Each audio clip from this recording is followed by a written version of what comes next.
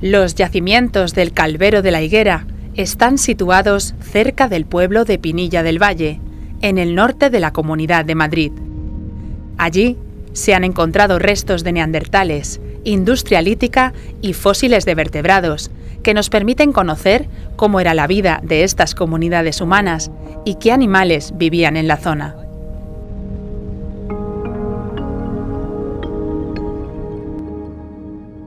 En este segundo capítulo de la serie Neandertales en el centro de Iberia, entrevistamos a Enrique Baquedano, codirector de las excavaciones, para conocer el pasado, presente y futuro de este emblemático lugar de la arqueología madrileña, el denominado Valle de los Neandertales.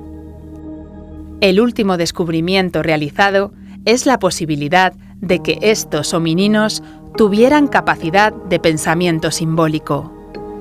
Para esta entrevista nos hemos desplazado hasta el Museo Arqueológico y Paleontológico de la Comunidad de Madrid, en Alcalá de Henares, que también dirige este investigador.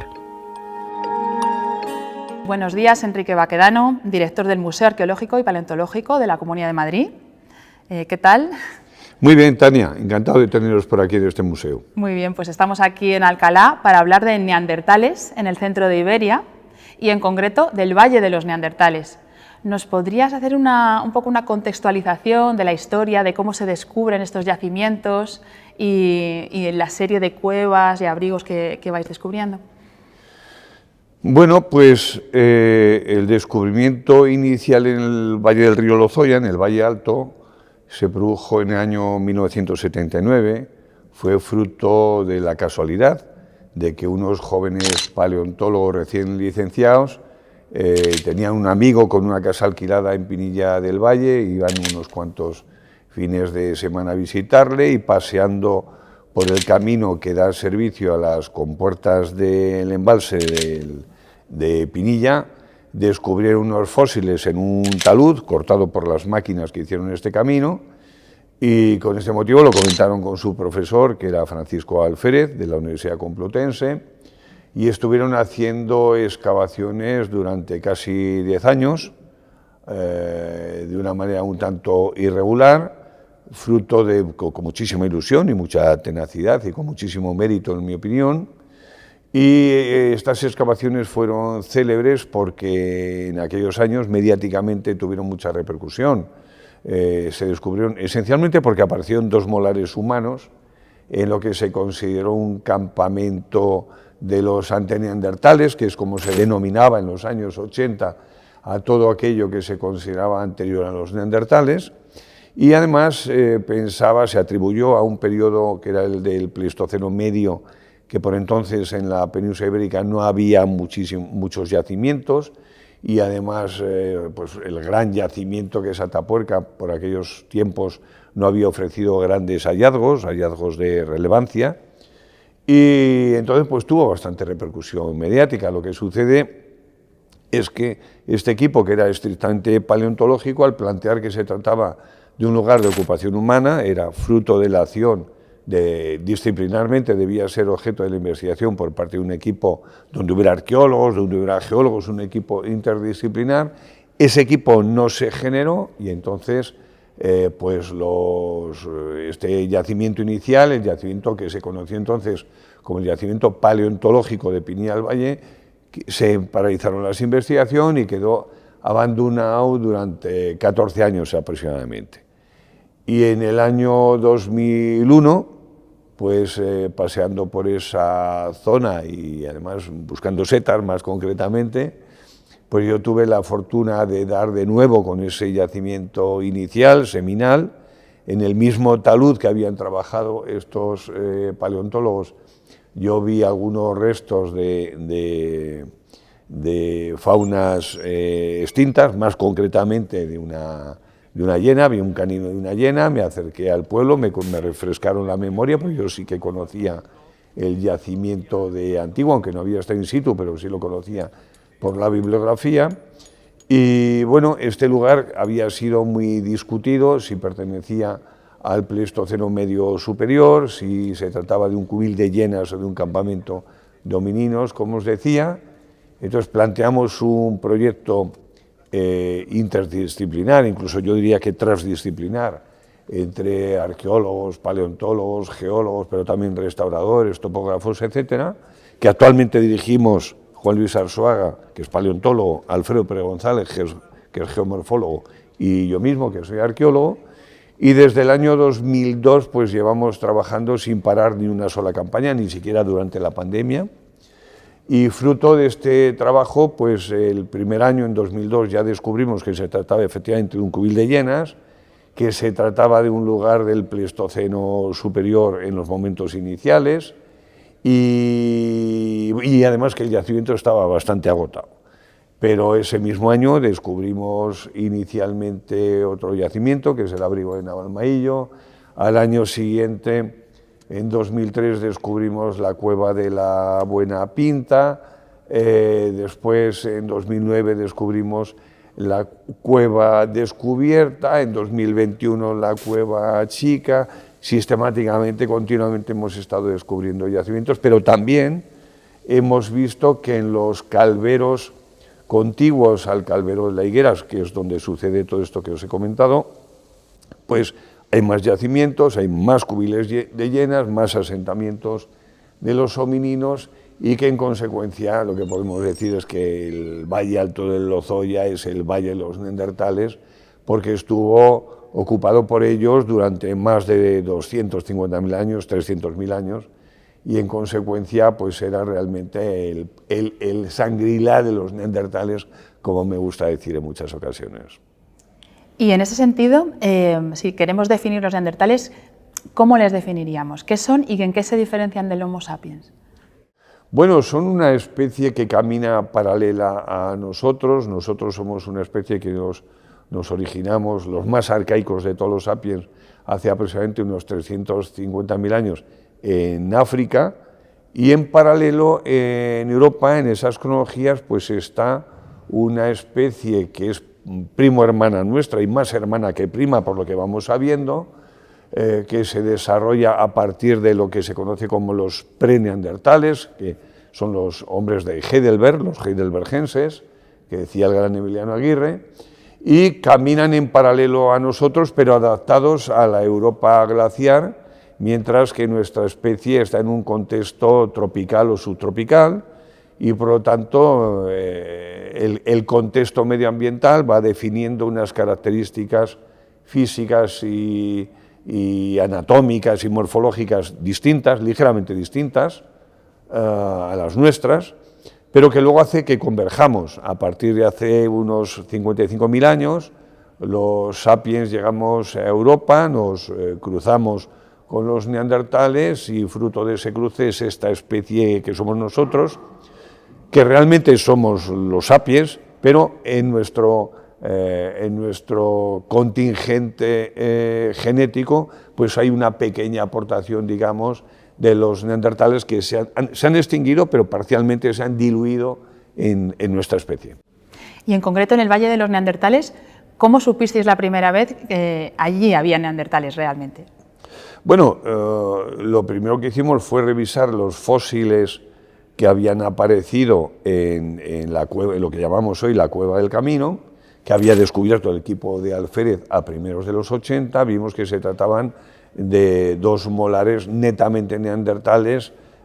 propios de lo que conocemos como los neandertales clásicos, que son los neandertales que están en Europa entre aproximadamente 100.000 años y 40.000, que es el periodo de su extinción, aunque en la península ibérica aguantan casi unos 10.000 años más, y los últimos se registran en el sur de la península, pues en las zonas de Málaga, Granada, incluso en Gibraltar sobre todo, ¿no? Y básicamente así lo supimos, pero después lo hemos sabido sobre todo porque hacen las herramientas propias de lo que conocemos como el tecnocomplejo musteriense, o la cultura musteriense, como queráis, que es propia, identitaria de los neandertales. Donde hay musteriense es que ha habido neandertales. Muy bien. Y ahora estáis planteando que tenían capacidad simbólica en base a los hallazgos que habéis encontrado. ¿Nos podrías explicar un poco este proceso? Sí, bueno, en el año 2009 descubrimos una cavidad que la bautizamos como Cueva Descubierta, porque llevamos varios años detrás de ella y porque además no tiene cubierta, no tiene techo, es una cavidad en la que quedan las paredes y el suelo y los rellenos. Y este lugar lo descubrimos porque veíamos que había en otro yacimiento que se llama la Cueva de la Buena Pinta, había fósiles del Pleistoceno medio reelaborados en un nivel del Pleistoceno superior. Estuvimos varios años intentando buscarla por procedimientos geofísicos, no dimos con ella, pero en la primavera de 2009, con un sistema bastante básico de una red de geotrench, de trincheras de prospección, dimos con esta cavidad y efectivamente descubrimos niveles del Pleistoceno medio, es decir, más antiguos que 128.000 años, con restos de actividad humana, pero sobre todo dimos con algo que es realmente extraordinario, único. Dimos de entrada con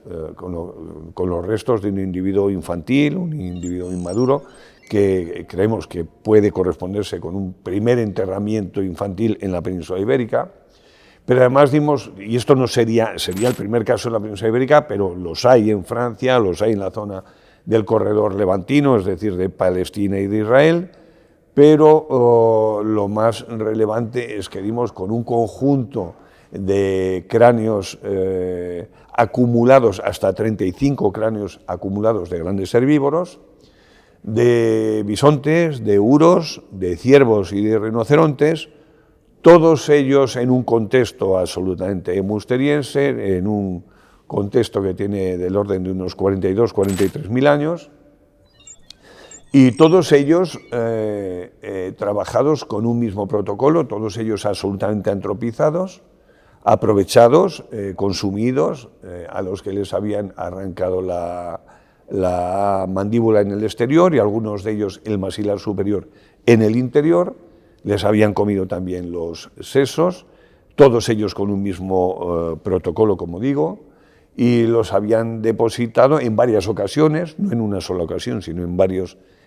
ingresos en esta cavidad que tenía en esos momentos un techo y es una pequeña cavidad, asociados algunos de estos cráneos a pequeños hogares y que nos ha permitido interpretarlos como un santuario de caza donde acumularon trofeos al objeto de, como poco, ser exhibidos, pero probablemente acompañados de otros rituales, ¿no? La implicación de esto es muy importante. Esto implica que los neandertales tenían efectivamente capacidad simbólica, pero por pasiva quiere decir que nuestra especie ya no es la única especie que en la evolución humana ha tenido esa capacidad que se consideraba única y exclusivamente identitaria de nuestra especie. Por eso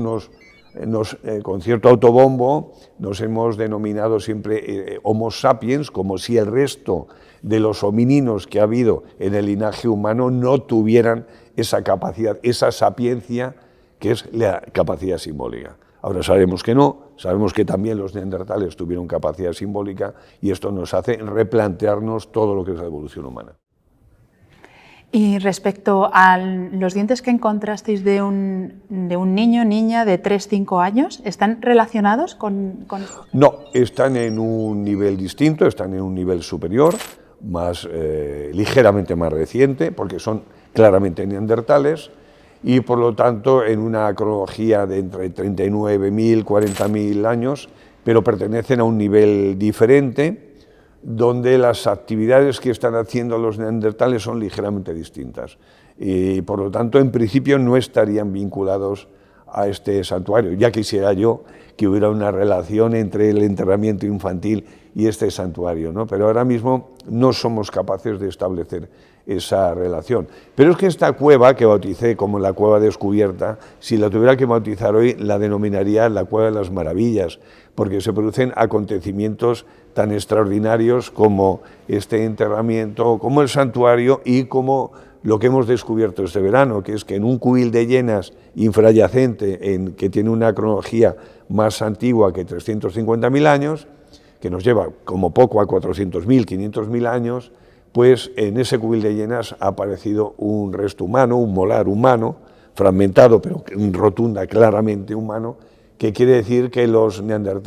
pre-neandertales ya estaban en el Valle de Lozoya hacia mediados del Pleistoceno medio. Y te quería preguntar también, en base a lo que se ha encontrado hasta ahora, ¿cómo era la vida de esos neandertales? ¿Se sabe más o menos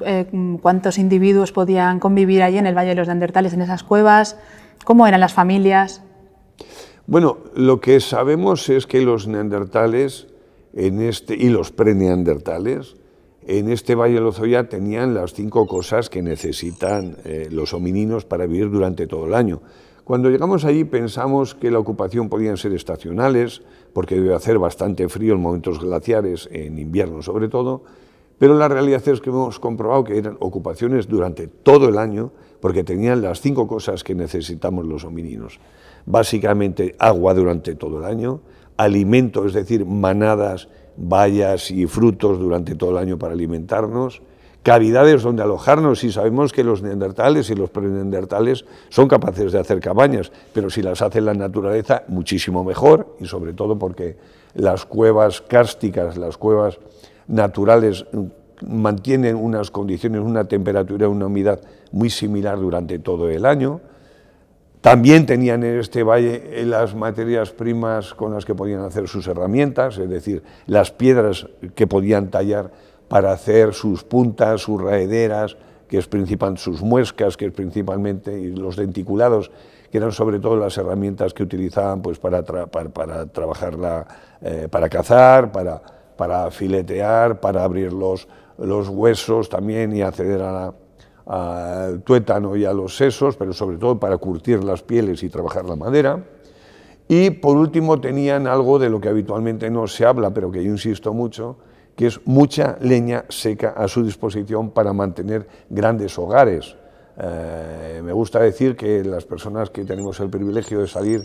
con los grupos arcaicos tecnológicamente en el África Central, como es mi caso, pues vemos que una gran parte del tiempo de estos grupos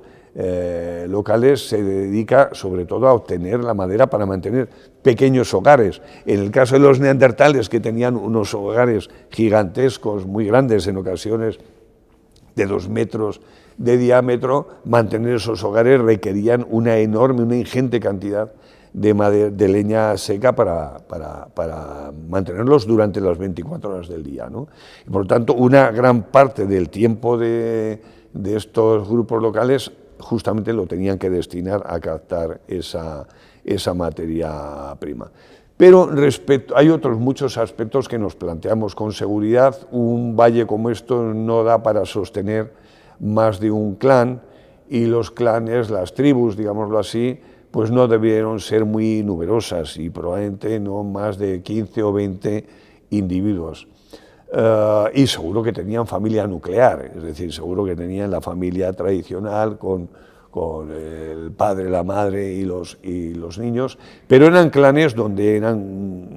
la base era familiar, con toda seguridad, y muy probablemente eran grupos más reducidos que los sapiens. De hecho, algunos creemos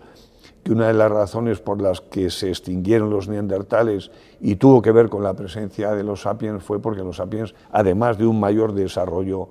tecnológico, eran grupos más amplios. Probablemente los clanes eran grupos que tenían un mínimo de 60 individuos, entre 60 y 100 individuos, y además tecnológicamente más desarrollados, y además en un contexto